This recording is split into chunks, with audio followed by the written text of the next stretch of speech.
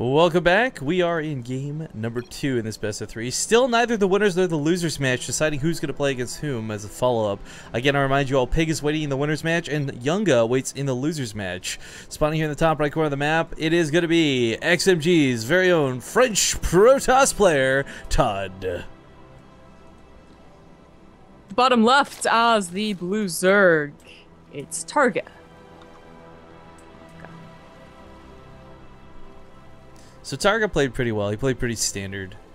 I'm not gonna make excuses for Todd, but I mean, on one hand, like, he did just wake up. Remember, he was streaming really late last night, and this group is once again like an hour and a half, 2 hours ahead of schedule. So I'm not saying it's sleep maybe that's affecting Todd, but I certainly imagine it's not helping a whole lot, because I know how we cast when we're sleepy. I can only imagine how players play when they're still just waking up, but.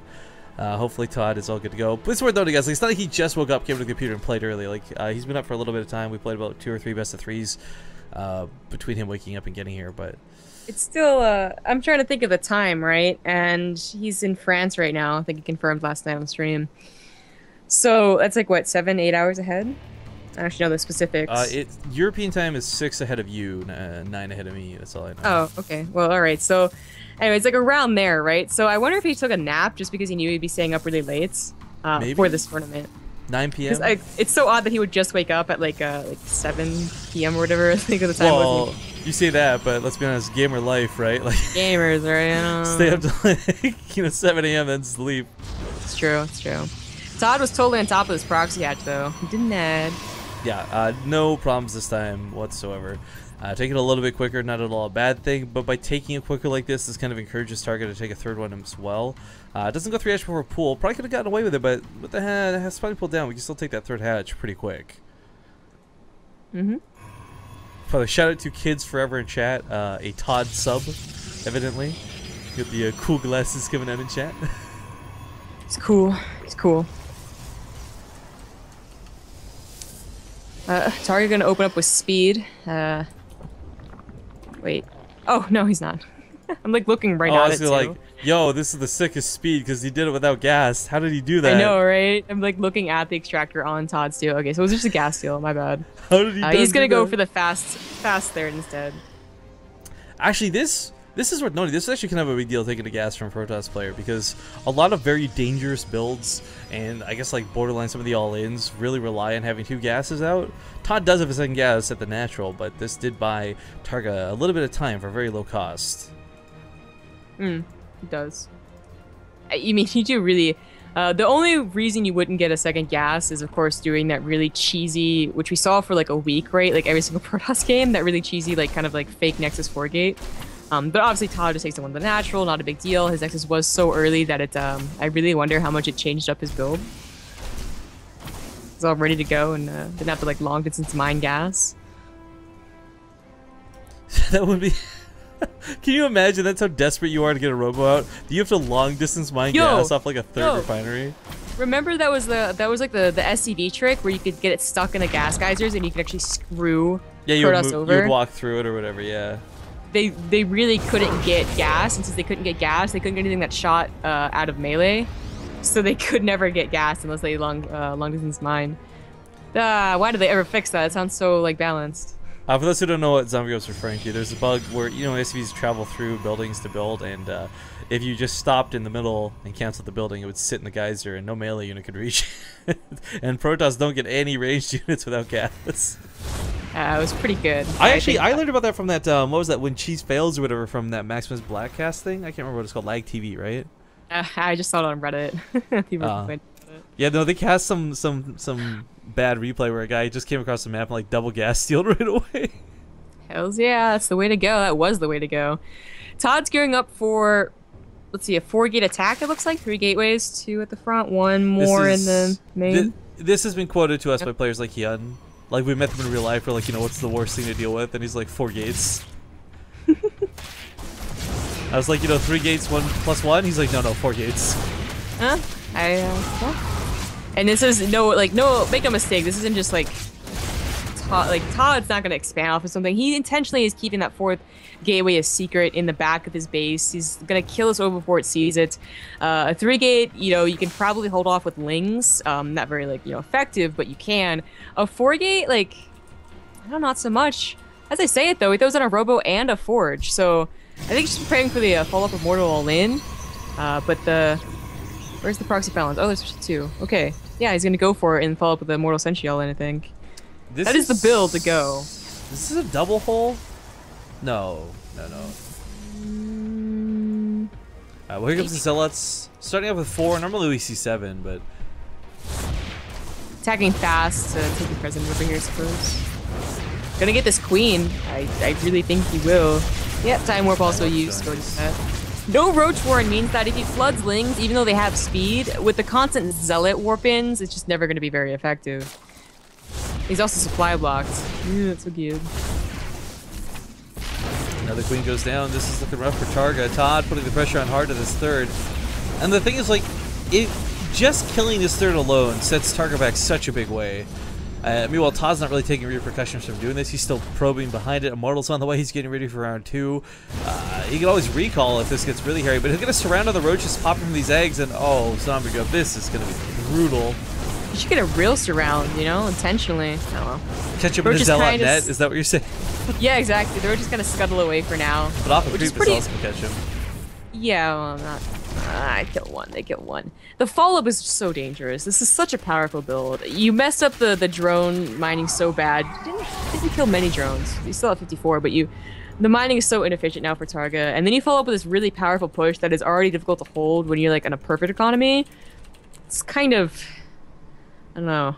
If I played more Zerg, I'd constantly grind my teeth at this type of build. Yeah, I think I would echo that sentiment. Yeah. And Targa's got to know what's coming. It's a very popular build, especially on Overgrowth. He's got to know it's coming. Well, the additional gateways are finishing up. It's worth noting, Todd did lose a lot of his pylons. He still got 1 or 2 proxied, but I mean, the reality is no matter what attack you're doing, you don't want to do it without some sort of reinforcement line. You have to have those pylons. You have to have a Warp Prism, something. He might get a Warp Prism. 2 Immortals and then a Warp Prism is pretty, usually the way to go. Targa knows this is coming. He's still at a pretty perfect drone count, 55, and then you start building nothing but units, and you can take care of an Immortal Sentry. And again, it's just the fact that he doesn't actually have a third to mine, super efficiently here. Oh god, 10 sentries. Double digits is always scary. Yes, it is. The Hydras are going to add a lot to this, though, if Targa can get them out. Kind of starved on gas right now. Zealots attacking the third again. Oh, if they get another cancel... Nah, they're good. Very good for the drones. Not a bad choice. Not a bad choice. Keeping Targa a little, well... No, never mind. Targa just goes for the counterattack. This is a good move, too. Force fields will hold it off for a while. He can recall everything, so let's not forget. He is going to do precisely that. A little unfortunate, because the whole thing with the Sentry Immortal attack is the timing in which it hits, right? It gets before the Hydras. Now, as we see, 6 Hydras will actually be out. Plus more. Yeah. That was super... That was a good move from Targa. Straight up, maybe he still barely has enough time to get some Hydras, but now he's for sure has enough time to get Hydras and also position them correctly. Maybe get a couple of Spine Callers. He feels that, they'll help out. Todd is going to keep on warping whatever he can. More sentries, if he can, maybe get an Immortal over to the other side of the map, that too. I like the Warp Prism. This is not only Todd's specialty for special tactics, sneak around the back, but it's also just really good for the front line if you don't have a pylon down. That reinforcement line. On Overgrowth, this hatchery can be used as 2 more force fields. I mean, that's one of the reasons why it's so popular. Don't kill the hatchery. Take the 3 force fields above it. He is going to get those force fields down. Does land some pretty nice force fields. Guardian Shield goes down as well. These roaches are choked in, coming one at a time. He's going to kill quite a few of the Hydras with this too. Great force field so far out of Todd, but will it be enough to continue pushing forward? Targa's army supply still remains high in the 90s. Yeah, Targa. Flanking from behind. Flanking from behind. That might. Although there's still 3 Immortals alive. They're ripping through all of the roaches, and when Warps are gone, the Hydras do so well. You can also dance in that Warp Prism. Let's not forget. Yeah, that too. Those Hydras didn't have range until just now. If they had range, maybe they take on a few more sentries behind the force fields. Maybe still using that hatchery. It's more force fields. It's just does he have a recall? No, he doesn't have a recall, so he's going to be hesitant about actually killing that hatchery. I think he should definitely, I don't know, snipe it. Yeah, I would agree. Especially with the money going on, but at the same time, like, you want that wall, so maybe his goal isn't to kill the hatchery, but to kill the army, right? I think it is.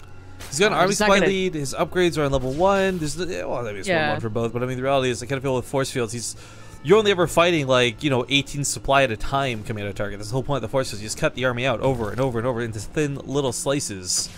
Yeah, it's better not to risk the army getting on top of you because you barely just don't have enough force fields. Finally, we'll get that hatchery though. There's such a big amount of sentries in there. It is. Oh, 16 sentries. 16 sentries on top of the like 4 that have already died. 20 sentries this game. Doing so well with the immortals in the back end of this, and that mothership core can almost recall is what's really scary. It's like right now he doesn't have a safe way out, but if this gets hairy in the next 10 seconds, he will. Yeah. Still has to be very careful about this. A good surround, no force fields. He has plenty of force fields though. Don't know where I said it. It could go bad, but it's not going to. So when you're at 20 centuries, chances are you've got a force field or 2 in your pocket at any given time. I don't know. The Hydras really are making this what is so scary, but Todd is gonna... Time goes on, Targa's still only on 2 base. Todd gets better and better as he goes. Just Roach Hydra. Yeah, it's okay, but 2 base Protoss beats out 2 base Zerg any day of the week. But it is worth noting Todd could expand if he could just clear up that creep around his own 3rd. Yeah, just gonna continue with the all in. Just keep going. If the all in doesn't work, all in again. Not that the last one didn't work. You know what? You say that sarcastically, but I swear to God, that's the motto of people who do this. Yo, that's what I figured it out, man. I thought I lost. I just all in again. Yo, it's like every time I've ever been bailing all in, it's like, oh, it didn't work the first time? Oh, it didn't work the second time? Oh, well, it worked the 3rd time. F me, like... Yeah, exactly. Todd being so, like, patient here. He does not want to get that, I love like, the patience, clumsy though. surround. Right? Like, I think, you know, if there wasn't creep, if this was the same location, same setup, same army, but there wasn't creep, Todd goes in. That speed bonus is just sometimes enough to get past the force fields, around the force fields, on top of the force fields, but... There's so many. I feel like even if something slips by, you're still gonna have like another 6. I think Todd's gonna get to a point where he's gonna just ask Targa to come to him by expanding. He did clear up the Overlord, he's clearing up more Overlords along the map. Todd finds opportunity to get in here. Now he's past the point where that concave would have come in. Well, now he's at another one. Never mind. So many force fields. Oh, it's so gross looking at all the energy bars on these sentries. I'm sorry, Protoss players out there. I know a lot of you guys are probably like creaming your pants right now, but I look at this and it's just, He's gonna have an upgrade as well, man. Just squeak in +1 armor. That'll actually be a really nice advantage to have over these rapid fire units like Hydralisk. But at the same time, Targa's going for the infestation pit behind this. He's finally getting those muscular augments to fight off creep if necessary. Todd cleaned up the Overlord of the 3rd, but he hasn't taken it, and he's got the money for it. Oh, this awkward I'm sure he was.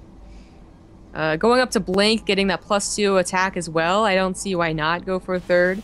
You know what? I'd love to see that War Person go to the main with like 4 Zealots, distract Targa, and then go for the natural type thing, or vice versa. Distract at the natural and use the Zealots to get the drones in the main type thing. But yeah. This 3rd base is so exposed, and the second Todd touches this watchtower, he's gonna know exactly what's up. Yeah, well, I think he had a Zealot over there. Saw it morphing. Still being so patient, so careful about this. Does not take the 3rd that I thought he would, but he is in fact taking a 3rd. A follow-up of like Blank +2 with Immortal Sentry, it sounds pretty scary. If Targa could squeak in Infestors, that might be a good way. He's actually going up to Hive, so maybe Vipers, yeah. The Blinding Clouds kicked ass last game, so I wouldn't be surprised to see that again. It's weird to consider too, because you're like, oh, Blinding Cloud versus Blink Stalkers, they'll just walk out of it, but those Blinding Clouds don't move, and as long as your army stays in position, it's not like the Stalkers can go back into the Blinding Clouds to shoot you. Plus, then you lose all of those beautiful sentries with full energy. Of course. They don't get to blink back.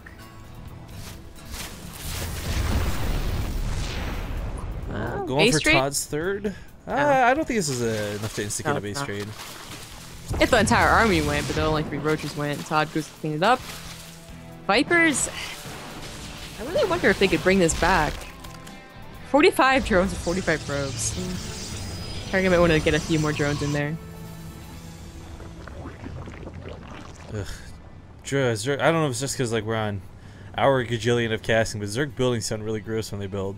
Ugh. But okay, pylons go down. He's got some hallucinated Colossus. This is actually a really cool move. I like the Dark Shrine behind this. This is classic Todd. You know, game 1 was like sleepy Todd. This is Todd fully freaking awake. Gonna get rid of this hatchery, no problem. Targa did double expand, so he has another one to send his 43 drones now to. Does he have an overseer to even, like, he probably thinks that these are hallucinated, but can he actually see that they're hallucinated? Well, we'll see if the ducks come down or not. If you have ducks a hallucinated one, you know what's up. But they're taking some hits, which is kind of nice. The force field wall is massive. I didn't realize just how many hallucinated Colossus there were here. Oh my god. Yeah. Yeah, they've been dying slowly, but the Blinding Clouds are really doing great. More hallucinated Archons this time. Obviously, Targa knows they're not real, but that won't help his units from not attacking them. The hallucinated Archons, they can't break force fields, but they walk through them. That's so dumb. Well, the Overseer comes in now. It's going to get targeted down. Todd's army supply is really high still, but Targa's hasn't exactly faltered. Still on 115 isn't bad, but it is a lot of roaches being remade. And roaches are hardly efficient against what's available. Yeah. Todd, Archons on the front, please. A bunch of the sentries went down. He went from 16 to 8. Might not matter though. There's just so many immortals still going in this. Well, never mind. Abducts. What's up? Yeah, they're a good idea. Higher tech might have saved Targa in this game. Todd's army's still just too good, and now it's basically the Vipers. +2 Blink Stalker attack. Vipers, please. Why would you drink there? Drink. It's an odd way to put that. Well, they're drinking the life out of the building for energy. How else would you phrase this? Look at this. It goes right in their mouth. Oh, that's a Murloc sound, bro. Whatever, dude. Blinking forward might not be a bad option. There are a lot of Hydras here, but there's simply not enough. Down to 73 supply. Todd with a top like 115. Level 2 weapon upgrades. Level 1 armor upgrades. He's retreating to use force fields, and that's not a bad idea, but I kind of feel like he could have just blinked forward and won this fight outright. I think he still can, honestly. There's just not a lot left. His snowball has snowballed quite nicely. It has. It has. Todd not even bothering to get like his 5th and 6th gases on that 3rd, even though he's completely mined out in his main and natural. He's just like, I know I'm gonna end this game. Yeah, that is the goal. You don't really want to take it to the macro game from this point, not after the damage you've done. Targa, by the way, completely mined out of his natural. He has to mine up his 3rd base. So, consuming this, oh my god, Targa just blink in here, snipe it, and win. Viper, stop! Oh, DTs. No detection. Oh, God. Protossing so hard. There's a problem right there. Yeah, it goes down. Where is the Overseer morphing? Can Todd blink forward and doesn't just matter. Like, kill it? He has to long distance mine now. He doesn't have the money to build another hatchery. Todd has won this game. Like, I don't think he could even throw this game if he wanted to. Nah. If he did, it's called match fixing. Because, I mean, really, it's just no way. No freaking way. Blinding Cloud's coming down, forcing the best engagement he can at the end of the game, but 105 supply to 52, and even if he were to hold this, despite whatever small counterattack moves have gone on, yeah, it doesn't matter. GG. Todd will take game number 2, giving us a game number 3. Woo! Nice match. It's a match. Alright, look at the time. We're still doing pretty good here, guys. Map number 3, of course, going to be Dead Wings. Let's get that going.